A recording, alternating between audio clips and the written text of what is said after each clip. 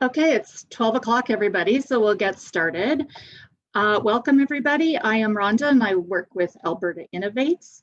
Before we get started, I'd like to acknowledge that although we are meeting virtually, each of us live on traditional lands of First Nations, Métis, and Inuit people whose histories, languages, and cultures continue to influence and enrich our vibrant community. I am pleased to welcome you today to our final session on digital health and virtual research presented by the Alberta Clinical Research Consortium. Today we have two wonderful speakers for you. Before we get started, a few words of housekeeping. This session is best viewed in speaker view, not gallery view. Please keep your video camera off to ensure your privacy and prevent interference with your audio. To access reaction buttons, such as thumbs up, click on participants at the bottom of the live stream video. Then you will see the reaction icons from the participants tab. If you have questions, please post them in the Zoom chat box or the Whova Q&A or chat box. We have Donna Presick from the Alberta SPOR support unit here helping you to moderate questions. If you experience technical difficulties, the first best step is to exit and then rejoin this session. You can also post questions in the chat box in Whova for technical help from our team. This session is being recorded and you can watch the recording later when it gets posted in Whova. So our first speakers today are Mari Boesen and Craig Doram, who will present on the HOPE COVID-19 lessons learned from a remote clinical trial. Mari is the Associate Director of the SPOR Pragmatic Clinical Trials platform and is responsible for planning and managing PCT platform programs. She is involved in many provincial initiatives, including trial training and Be the Cure. Craig is the Manager of Business Operations for UCalgary Stroke Clinical Trials Group. He is a professional engineer with expertise in engineering, technology, and has worked across multiple sectors, including health, technology, construction, and energy. All right, Mari and Craig, I will turn it over to you. Thanks, Rhonda. Thanks, Rhonda. So Craig's going to start us off and I'll step in halfway through. Perfect. So we are going to give you a brief presentation on the HOPE COVID-19 trial that we ran earlier this year at the initial outset of COVID. Mari, if you want to, next slide. So it was a quick trial that was set up very, very quickly among a large group of people. It was a massive collaboration. And a huge amount of work was accomplished in a very short time frame. These are most of the people involved, and as you can see, setting up a phase 3 randomized controlled trial in a month and a half couldn't have been done without a massive amount of people. So roughly 75 people, I believe, were involved in total. So a huge thank you to everyone who was involved. If there's some on the line or who will listen to this recording. What you can expect from this presentation, we're going to briefly review the team, take a look at the trial components and processes that we put in place, as well as some of the big takeaways and what's possible. We are not going to discuss any of the results of the trial as those are not made available. So if that's what you're hoping for, you will have to wait. All right, next slide. So the rationale for this trial, there was anecdotal reports about hydroxychloroquine being a treatment for COVID-19. There were some small studies that came out at the initial onset of COVID that showed some evidence. There was also some cohort studies from the SARS-CoV-1 outbreak. However, there was no randomized controlled trial data. So thus the idea was born that this might be a possible benefit to treatment in COVID-19. These were the principal investigators and trial teams. So we have Luann Metz, Elan Schwartz, Michael Hill, and Lawrence Richer, 3 neurologists and 1 infectious disease specialist. So not your standard trial team to look at our respiratory issue. However, they had the team and resources available to start a trial, and in the middle of COVID, everyone just wanted to help. So when the idea popped up of running a trial on hydroxychloroquine, the team got together and said, hey, let's put our expertise together in running clinical trials and working within a regulatory Health Canada framework. Let's put all our people together and see if we can start something, while in parallel trying to get funding, establishing some operational processes, getting some technology set up, and seeing if we could actually pull this off fully remotely. So yeah, although not your standard team, it did turn out to be a very well-oiled machine that came together and pulled this off. So, Alberta Hope COVID-19 trial, randomized double-blind placebo-controlled trial to assess the efficacy and safety of oral hydroxychloroquine for the treatment of SARS-CoV-2 positive patients for the prevention of severe COVID-19. Yeah, it was an early intervention trial focused on patients with risk factors such as being over 40 or having underlying health conditions, and potential for severe outcomes like hospitalization or need for mechanical ventilation. So the goal was to test for early treatment. Sorry, yeah, next slide. So it was a cooperative approach, and because it was during the peak of the previous COVID outbreak earlier in 2020, we had a lot of, the trial was well received when it was posed. The turnaround times that we were able to pull off were nothing but outstanding. So 10 days to receive ethics approval, 11 days from CTA submission to no objection letter from Health Canada. And that was with quite a bit of back and forth, but just the reception of everyone involved all the way up to Health Canada to get this trial started. Fundraising was put in place in parallel, so essentially everyone just committed to doing the trial with the hope of maybe getting some reimbursement later. But luckily, a lot of funders came out and supported the trial, and it worked out very well for us. So we did receive $650,000 from U of C, Alberta Innovates, the Alberta government, and the Calgary Health Trust. Yeah, and as I alluded to before, it was over 75 people that were rapidly assembled. And Mari will touch more on that later in the presentation. So here's just a brief snapshot of the timeline. The need or the idea was born in March of 2020. Ethics was submitted and the CTA were submitted at the end of March. By April 9th, we had the no objection letter and ethics approval. First patient was enrolled in April 15th. Mari ran SIV training for everyone the day before that. And during all that time, in about 4 to 6 weeks, all the systems and contracts were set up. We received drug and matching placebo from Apotex. We set up the EDC system, randomization, patient management, integrations with AHS that I'll touch on shortly. The peak cases at the time came shortly after that. And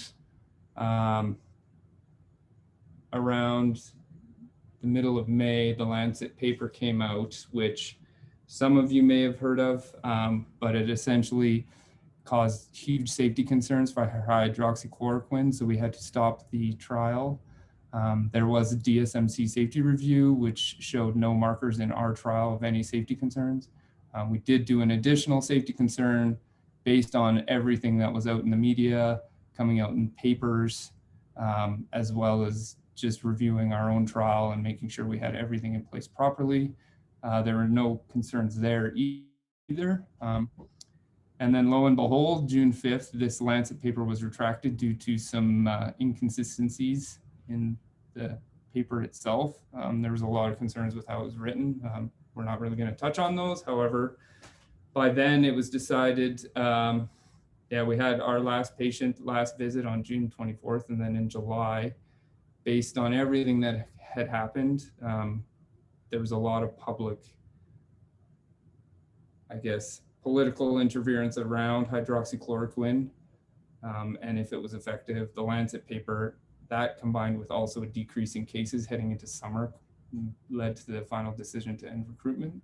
So yeah, currently we are ongoing. The data in validation is complete, and we're just completing the analysis right now. So results are almost available, but they are not out yet. Yeah, so some of the unique features of the trial, obviously, the timeline was a major thing accomplished. However, there was many other aspects. It was a fully remote trial, so usually things like getting contact by mail, AHS provided permission to contact by phone. Instead of having clinic visits with patients, all visits were done over the phone via a call center. Instead of signed consent, paper or electronic, Health Canada signed off on us being allowed to record verbal consent. So essentially our consent was done via our call center from our coordinators to our patients, and the session was recorded, and that was stored as source documentation for the consent. Instead of in-person meetings and training, everything was virtual between the team, including SIVs, daily check-ins. There wasn't one single in-person meeting. Everything was electronic. There was no paper. Usually within trials, there's manual AHS data pulls and a huge process around that because of the circumstances. Some very amazing accomplishments were made, in my opinion, in technical integrations with AHS, and I will touch on those later. And usually you're locked down to 1 or 2 locations to set up initially. Because of the way we set this up, it was as soon as the trial was live, it was anyone in Alberta could participate. So that's kind of just an overview of some of the unique features. So this is what the trial looked like to a patient. Essentially, if a patient got a positive test result, AHS would call to see if they were interested in hearing from the study team and if they're interested in the HOPE COVID trial. If they said yes, we provide permission for the study team to call us. Then we would then follow up with our study team to contact the patient and consent them into the trial. They would have roughly a 30-minute call with our coordinators to discuss the study, be consented and screened, go over the eligibility criteria, see if they were within the timeframes. And then if they were eligible after all that, they'd be enrolled. After enrollment, we would courier a bottle of tablets to them to take for 5 days. We would have 2 short follow-up phone calls with them at 7 and 30 days to see if symptoms were resolved or if there was any hospitalization, and that was that. So as simple as that sounds, in the background was a lot more going on. So this is what the process looked for us on the study team. Initially, AHS would pre-screen as discussed, and they would get permission to contact the patients. This information was then uploaded to us via secure FTP, and we would then upload that into a custom-built trial management randomizer. So the randomizer managed patient randomization, managed drugs, and managed all the patients themselves, because there was an effort up front to make sure we are enrolling and randomizing only consented patients that were received from AHS. Then from the randomization platform, we utilized the Pure Cloud call center. So this was set up and is what the UC IT department uses for their call center, their ServiceNow call center. So we were able to leverage that and set that up for our own trial. So all our coordinators were logged into the Pure Cloud call center and could call, transfer between coordinators, have discussions, loop other staff such as physicians into the call if they needed extra medical expertise, or if a translator was needed, which turned out to be very often. So informed consent was done through this Pure Cloud. The phone conversation was recorded, and then that was stored electronically in a level 4 secure database. During this call, a patient profile was started in REDCap. the coordinators would go through with the potential participants, the consent and screening. And if they were eligible, they would refer back to the randomization portal and allocate either into drug or placebo. So they would get assigned a bottle. It was all blinded, of course. And the patient would be assigned a number, a bottle number, and then that order was put through our drug depot, which was essentially a group of coordinators that we had in both Calgary and Edmonton who are managing this drug depot. So when a patient was randomized, this drug would be couriered to the patient's house with instructions, and they were told to call and let the coordinators know that they received the drug, confirm their bottle number, so we were aware that they had the correct bottle. They would take the drug for 5 days, and follow-up visits were completed at day 7 and day 30. All this information was entered into the REDCap system.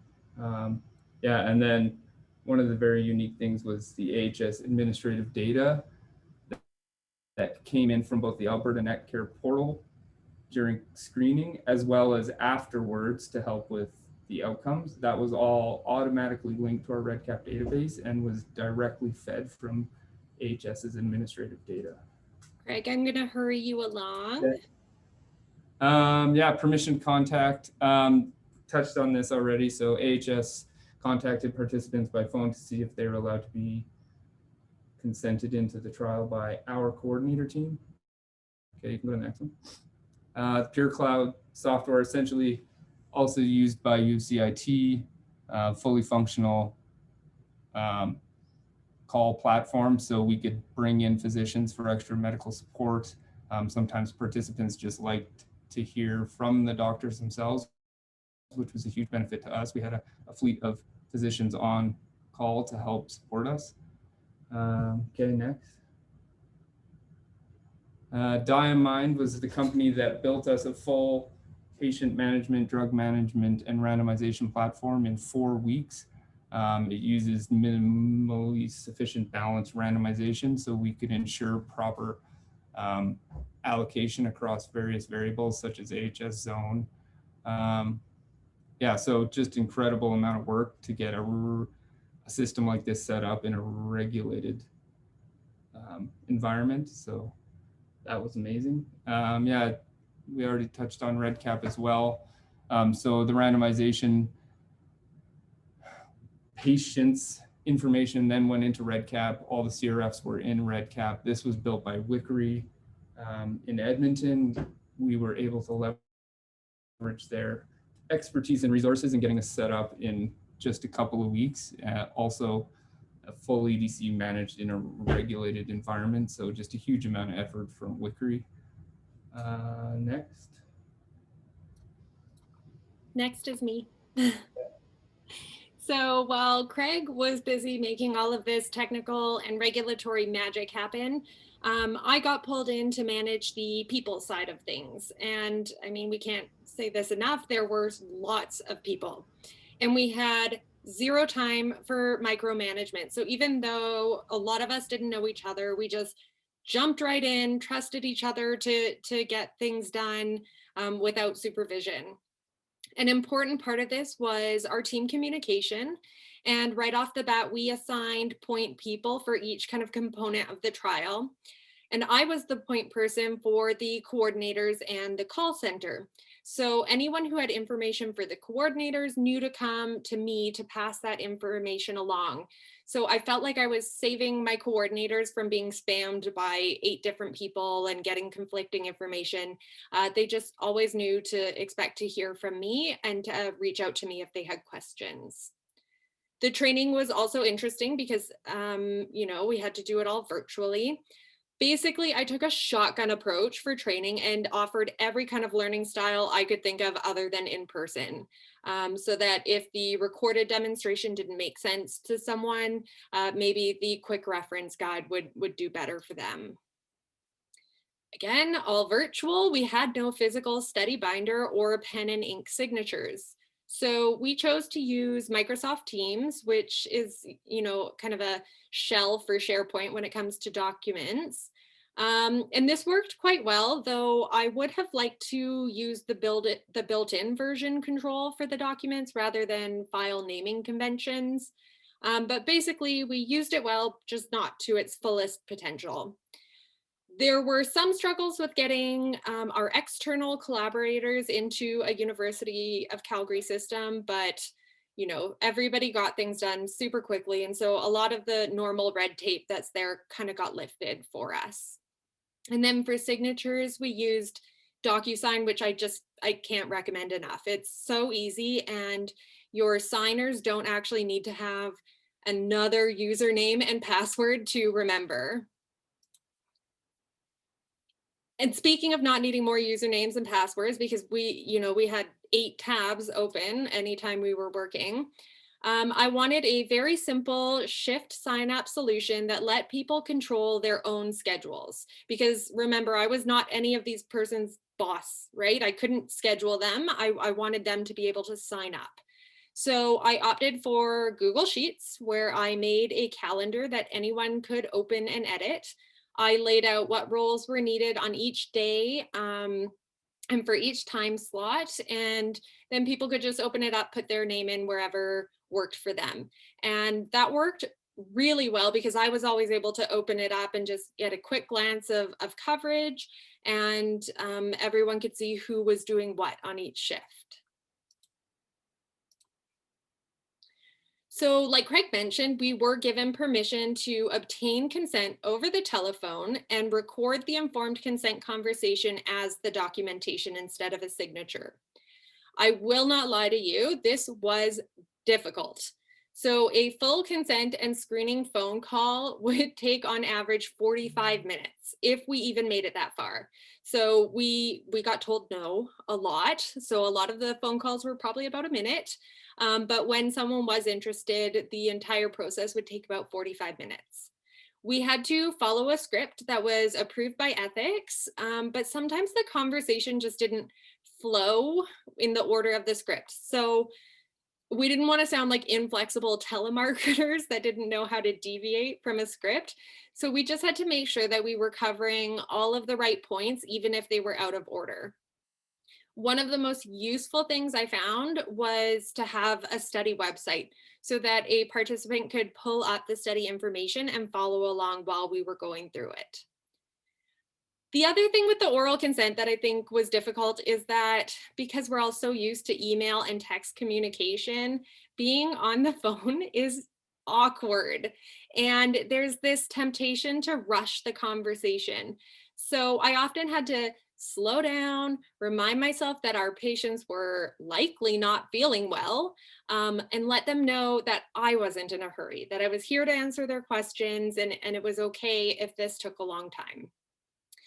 Without the nonverbal cues and then, the awkwardness of the telephone, it was just generally hard to build trust and rapport, especially with the narrow eligibility timelines that our study had. So I think if it was a longer trial, or if they had maybe a little more time to read over the information and think about it, it might have been a little bit easier. And on top of the awkwardness of being on the phone, even in English, we also faced language barriers. So our solution for that was Language Line Solutions. You might have used it through AHS. They offer on-demand interpretation of over 240 different languages just by calling them up. So we would use that call center software to conference in an interpreter. These are the languages that we accessed for the HOPE trial, and the top 3 languages that we needed help with were Tigrinya, Spanish, and Tagalog. And for the patients who weren't comfortable communicating in English, I was really pleased to be able to still give them the opportunity to participate if this was something that they were interested in. So recruitment for the HOPE trial is a great lesson learned about expectations versus reality. We intended to recruit 1,600 people, and by the number of positive tests in Alberta at the time, this could have been achieved in weeks or months. And it might sound crazy now, but at the time, we actually expected people to want to take hydroxychloroquine. In reality, a large amount of these daily positive tests were screened out by AHS because people were getting tested beyond 12 days of symptoms. So they were already ineligible for the trial. And our recruitment rates seem to fluctuate with the news cycles and what was being said about hydroxychloroquine. So this graph really shows this expectation versus reality and where we lost people through each part of the process. So the top line is the positive tests in Alberta, about 3/4 of which pre-screened as possibly eligible, so within those timeframes. And of them, a little less than half gave permission to be contacted by the study team. So about half of them didn't even want to hear from us. And then of the people that we did manage to contact, there were a lot that were either just not interested or were ineligible. So down here is this little green line that shows enrolled participants at the bottom. And, you know, this is not none. We did manage to consent 233 people, and we randomized 148 of them. But this means that there were 233 recorded consent conversations. And because the recording of the consent and the screening is the source document instead of that piece of paper with a signature on it, the recording is now subject to monitoring, audit, and inspection. So this is a new level of oversight that monitors have never had in the past. So they're not just looking for a date and a signature, they're listening to every word you said, which in ideal circumstances would be a textbook informed consent, but these weren't exactly ideal circumstances. And the monitoring team got pretty picky with one-off critiques of individual phone calls. Once we finally got through consent screening and randomization, this triggered another process, actually getting the assigned bottle of tablets to the patient. So we had drug depots in Calgary and Edmonton to package up the bottles with study information and then dispatch them for delivery. We weighed a number of options for delivery, from volunteer drivers to professional services. And I came down to basically affordable, accountable, and fast. You can pick 2 of these things because all 3 just aren't possible. We ended up going with a combination of services from a courier company, MC Dispatch, who could do same-day deliveries within the cities, and Purolator, who could do overnight deliveries to some of the more rural parts of Alberta. So did we settle the great hydroxychloroquine debate? No. Did we enroll 1,600 patients? Not even close. But was it a worthwhile endeavor? And I would say absolutely. I'm just so amazed by what was accomplished, and I mean, I'm really proud that Alberta is not only capable of pulling this off, but motivated to do it. So I think this is a great example of the art of the possible. And I hope that others conducting remote research will point to us and our methods as precedent. Ultimately, I like to ask myself if it made a difference to patients. So throughout the course of the trial, I witnessed a number of superstar coordinators who truly went above and beyond in some of their interactions with patients. So when one coordinator was attempting to confirm receipt of drug delivery, the patient's roommate informed them that the patient was feverish, delirious, confused, but they didn't know how to help them. So that coordinator provided instructions on how to get that patient the medical attention that they needed. When another coordinator was speaking with a patient whose husband was in the house, the husband informed the coordinator that he was being pressured back to work despite AHS isolation orders. And he knew that he wasn't supposed to do it, but he had no idea who was going to back him up on that to his boss. So the coordinator provided him with the contact info of his union representative. And then yet another coordinator went above and beyond when she was on the line with a patient and a translator. And the patient, who was now, finally communicating with someone who understood him in his native language, took the opportunity to express his family's need for social assistance. And the coordinator could have said that this wasn't part of her role or that she didn't know, but she took the time to find the information for the food bank in that patient's town. So maybe hydroxychloroquine isn't the wonder drug that we all wanted it to be, but I would say that the HOPE trial certainly made a difference. So even if none of these specific processes apply to you, even if you're not conducting a remote clinical trial, I would love for you to take away some of these larger ideas. So trust your team and support your people, because their work is going to reflect all of the effort that you've put in. Choose technology that is made for your purpose and explore all of its features. I loved Pure Cloud. We are living proof that administrative processes can actually be efficient. No matter how you're obtaining consent, informed should always be the goal.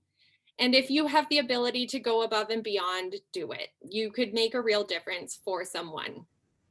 And the three things that I think we should fight to hold on to after the pandemic is over, if the pandemic is ever over. Direct to patient research, where anyone who wants to participate can. So I believe that participating in research should be an option for everyone to consider, and not just reserved for those patients who happen to be seen in a big city or at a research center. I think we should continue with these thoughtful deviations from the norm. So just saying, well, it's always how we do it, shouldn't be a good enough reason to change. I think if there is another way to achieve something and you've thought it through well, I think we should be willing to try it. And then finally, working from home is still work. You don't need to see someone at their desk 5 days a week to know that they are still knocking it out of the park. So 90% of my coordinators could have been in pajamas for those 6 weeks. I might have been in pajamas for those 6 weeks, but we still made nearly 4,000 phone calls on behalf of the HOPE trial. So that is evidence enough that we were knocking it out of the park. We're all working towards the same goal, and I think we should trust that. So I apologize that Craig and I both have a conflicting meeting at 12:30 and we have to jump off right away. But I will monitor the Whova app for questions and enjoy Jennifer's insights from the Tomorrow Project. Thanks, Mari and Craig. So I am going to pass it over to Chris Normando, who can introduce Jennifer Vena. Hi, thanks, Rhonda, and hi, everyone. My name is Chris Normando, and I'm the Program Manager with the Cancer Research and Analytics portfolio with Alberta Health Services. I'm very happy to introduce our next speaker, Dr. Jennifer Vena, who will present on Alberta's Tomorrow Project and how it leveraged virtual technology since inception. So Jennifer is the Scientific Director of Alberta's Tomorrow Project, while also being an adjunct assistant professor in the Departments of Oncology and Community Health Sciences at the University of Calgary, and also the Department of Agriculture, Food, and Nutritional Sciences at the University of Alberta. I'll now pass it over to Jennifer. Thanks, Chris.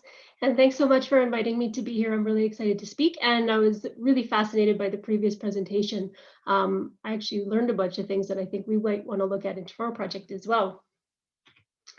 So today I'm just going to give you an overview of what Alberta's Tomorrow Project is, in case you're not familiar with it, and how we've leveraged technology for data collection and other activities. And similar to the HOPE trial, some of our lessons learned along the way.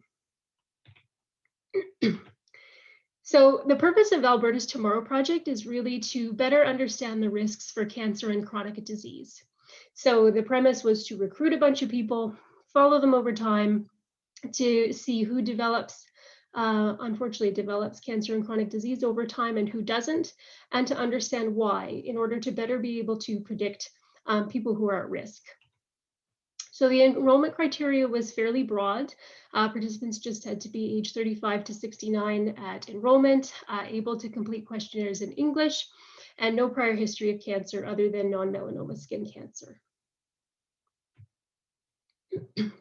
So ATP started in the year 2000, and if your math is correct, we are actually in our 20th year. Good timing, maybe, but we're in our 20th year, so looking forward to doing some celebrations for that, because it has been 20 excellent years. Participants were recruited over a long period of time. We recruited until 2015. So participants received baseline questionnaires over that time period. And then depending on when they joined, they were also invited to complete follow-up questionnaires. In 2015, we finished recruitment with 55,000 people enrolled, and we stopped recruitment and went into full follow-up mode of those people, and also became open for business as a research platform. So this is where we're inviting researchers and other users to come in and apply to use the data and samples that our participants have very generously provided over the years.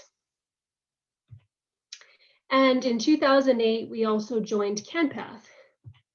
So CanPath is a national consortium of cohort studies like ATP. So we have sister studies in BC, Ontario, Quebec, and the Atlantic provinces.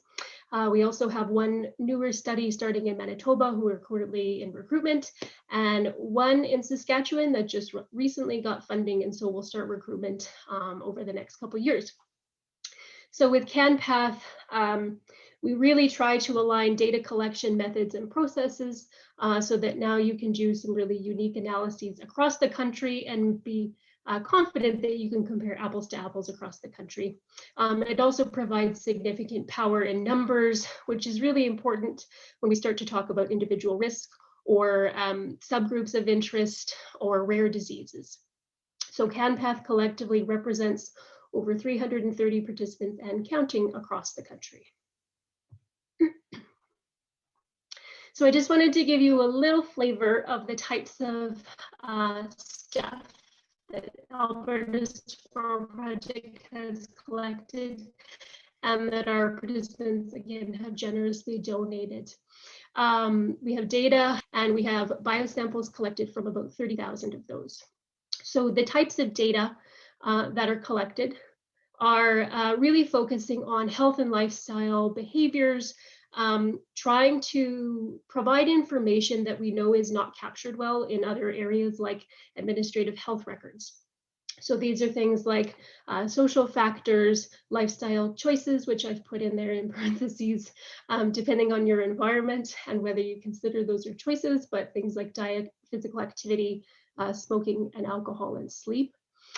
We've also collected information about the environment, so things like the neighborhood built environment, where you live, walkability, nighttime light and air quality, as well as sun exposure. We do collect information about people's interactions with the health system, so chronic conditions and health outcomes, as well as screening behavior. And we have samples available for DNA, and we can look at genetic analysis, but we also collect information on family history and ethnicity. And then at the bottom there, participants consented to linkage with administrative health data sets. And so we can link into the data that's held by Alberta Health and Alberta Health Services to look at things like the Cancer Registry for cancer outcomes and hospital visits. So collectively, it's a very comprehensive database, and really the goal is to try to help explain risk. And we know that risk is very complex. So we're trying to collect a lot of data to provide a very comprehensive look at people's lives. For the biosamples available, we have blood, which is separated to plasma, serum, red blood cells, and buffy coat. We also have urine samples, some saliva samples. And when people came into a study center to donate these samples, we also did some physical measures, which includes height and weight, waist circumference and hip circumference, grip strength, blood pressure, and body fat. And then that's just a photo of the where all of our samples are stored, which is in the Alberta Cancer Research Biobank, which is a lovely facility and big. So if you want to know more about how ATP data is being used, I really encourage you to visit our website. We post all of the approved projects and any publications coming out of those research projects online. It's publicly accessible and available, so you can read the summaries, and we try to post links there where possible. So I really wanted to get into the core of the theme of today's session, which is leveraging technology for data collection. So ATP, starting in 2000, really started as a paper and pen cohort. So for a number of years, we mailed paper surveys out to participants to complete with a return mail that they could easily send back. And I think for a cohort the size of Alberta SPOR project, the strengths of that can really also create some challenges. So this map is where all of our participants were recruited from. So this is where they were living at enrollment. So as you can see, we have pretty good representation across the province, and this is wonderful from a provincial and a research aspect, because we're not just getting people who really live in Calgary and Edmonton, we're getting people from across the province. But when you're trying to follow this number of people over time and go out to them repeatedly for data collections, it can create some issues around feasibility, logistics, and cost. So there is a cost related to mailed surveys, not just with the postage and printing, but also for the cleaning and coding. So when we get these paper surveys back, ATP does review them for missing or contradictory data, and we have in the past directly followed up with participants to clarify things. And the main reason we do that is to try to get as high quality data as we can. And this is really to enable high quality research. So one of the main reasons that participants signed up for this study was to have the data used for research purposes, to find better solutions to prevent cancer and chronic disease. So we want to make sure that we can support high quality research, because I think, as everybody's familiar with, garbage in, garbage out. So because of these considerations around mailed surveys and also just general trends in the population and technology, we have been shifting more towards online surveys. So in 2017, we did a combination of mailed and online surveys, and then more of our recent work has really utilized just online surveys, but I'll talk about those in a little bit. So the way that we use the online mechanism is we have a participant portal that is managed by Alberta SPOR project, and we also use My Alberta Digital Identity, which is hosted by Service Alberta, and which you might be familiar with if you've tried to access your lab results or your COVID-19 swab results through My Health Records. So how it works is that the participant will register for a My Alberta Digital ID account. And this is really important for us because their identity gets verified. And so we can be very sure that the surveys and everything else that we're sending out to someone is actually the person we're intending to reach. And it's also a very secure portal. So once they get into there, ATP is actually listed among the available services.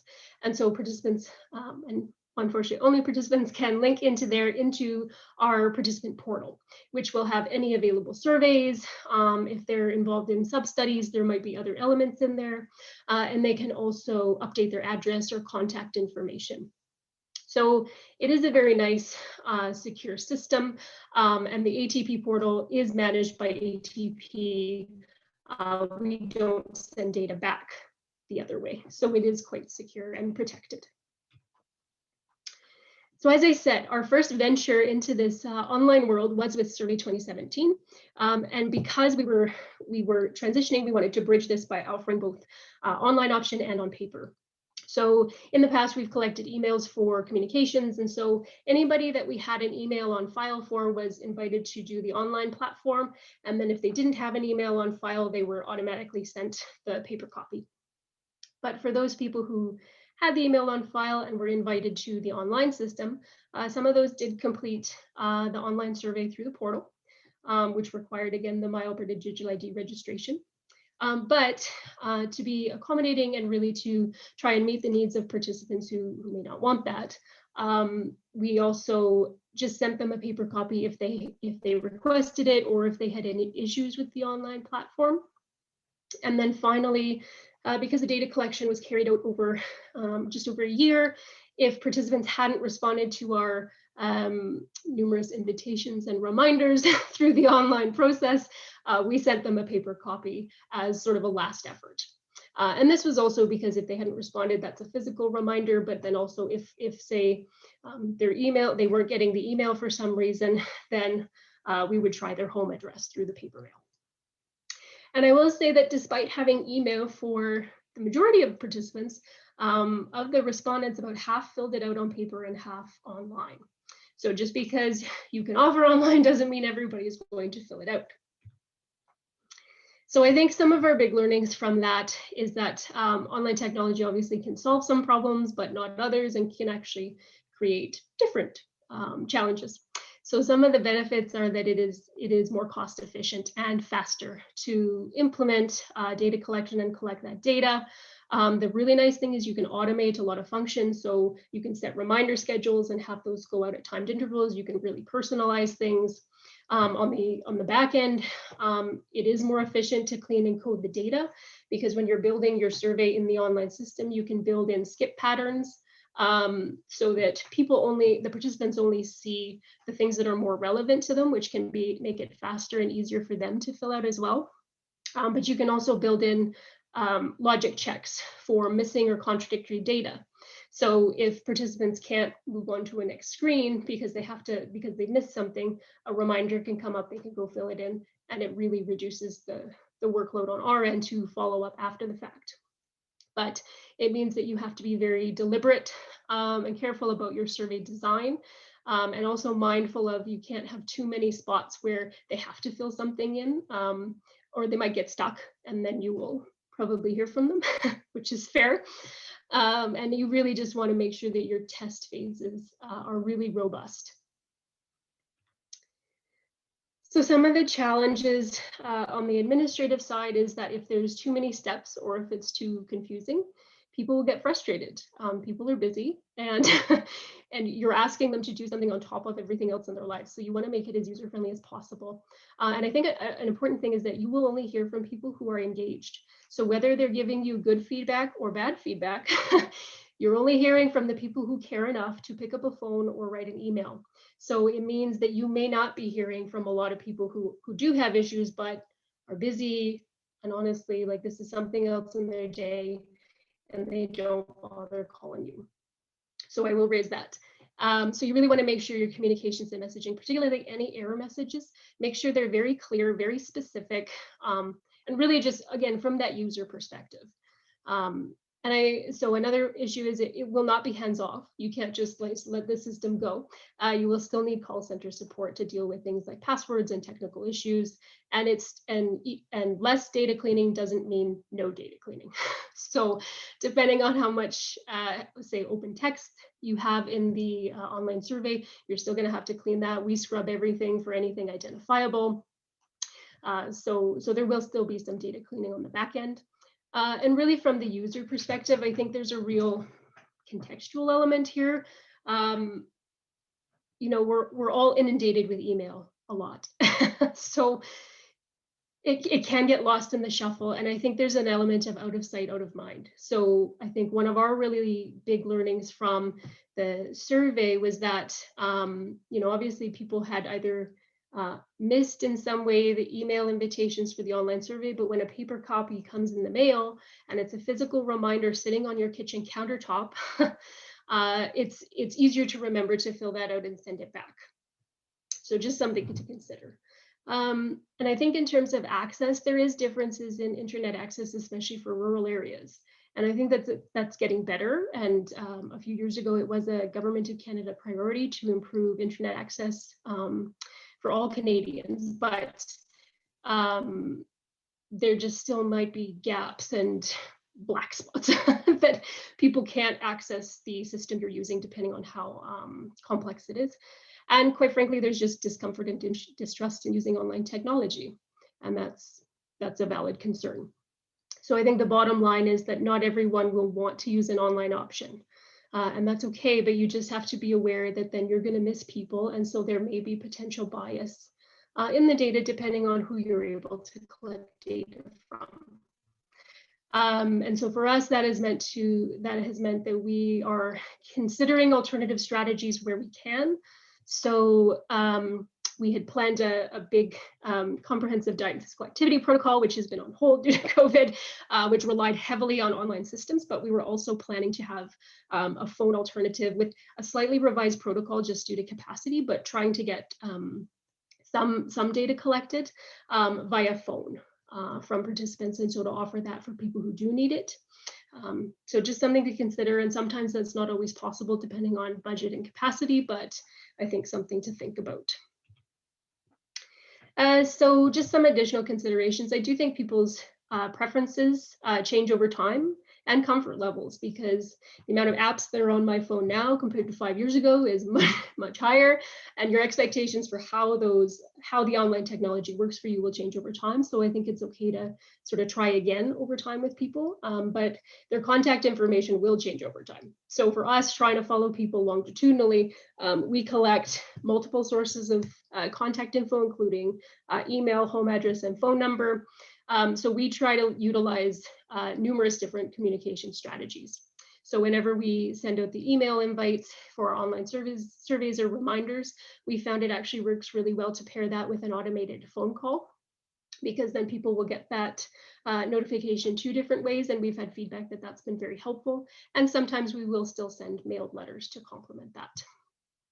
We also have an in-house tracking system, which conveniently is called Cohort. It's a database where we can log any outreach efforts with participants anytime they've called us for something, how long they've been in the study, etc., so that when we talk to them, we can make it a more personalized experience.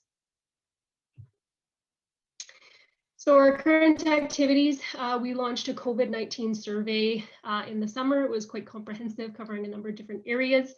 And really, this was a situation where, due to resources and timelines, we decided we could only offer it online. But we designed it along with our CanPath national partners, built the system, tested it multiple times, implemented and closed it within 5 months. So I think if we had had paper, that would have been a lot more challenging to really get it out and get it back within that time frame.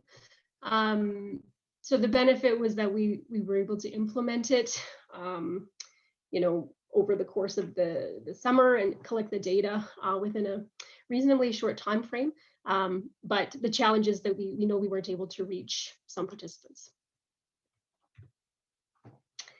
And then one of our activities right now that is keeping us very busy is that we are one of the serology or antibody testing studies that has been commissioned by Alberta Health.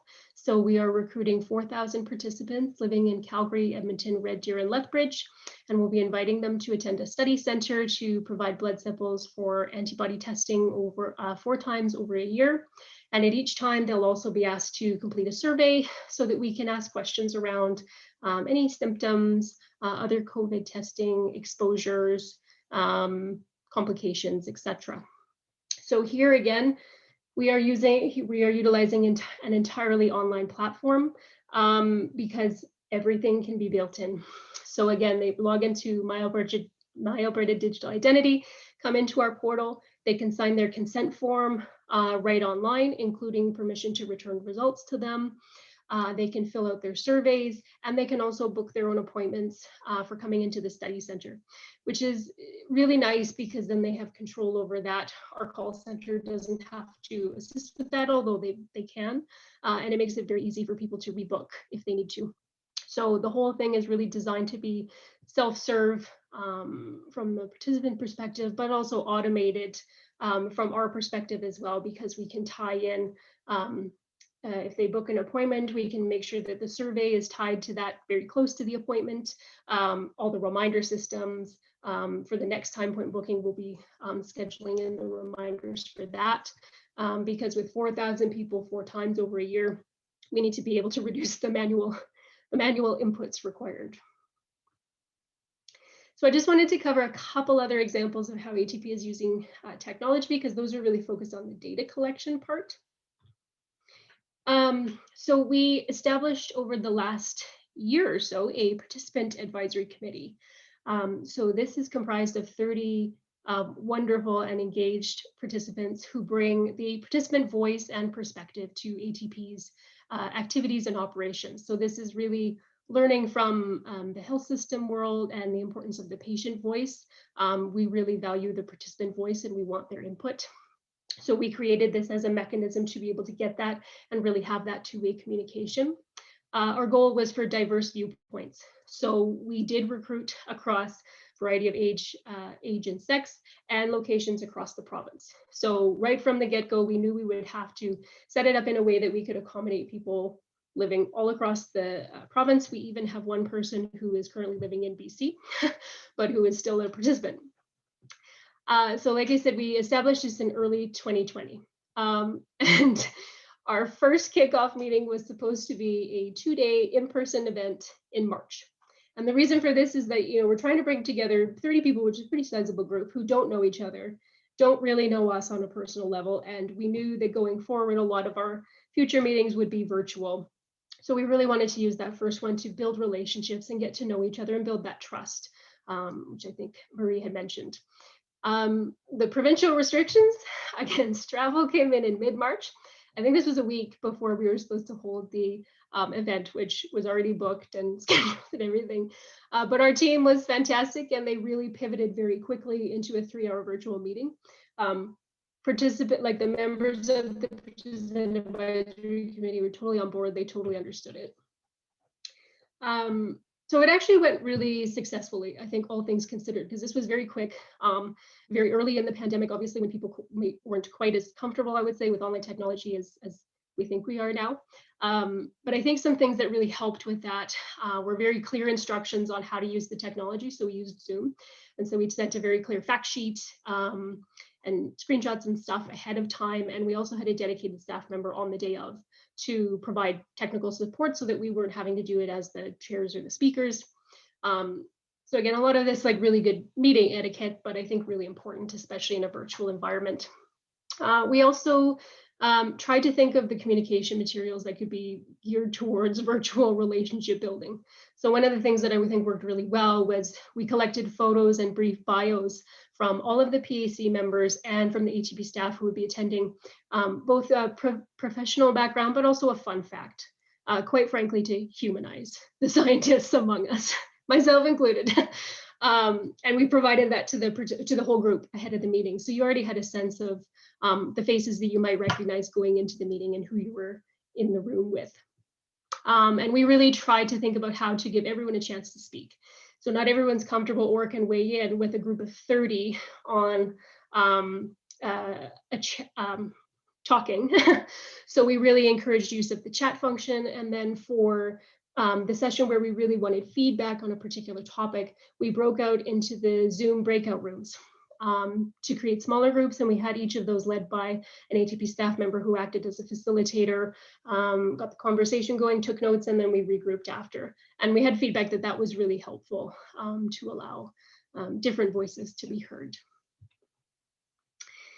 And then finally, we're utilizing technology for our researcher portal. So in our function as a research platform to get data to researchers, we set up this online platform to basically reduce the amount of paper forms and emails being sent back and forth.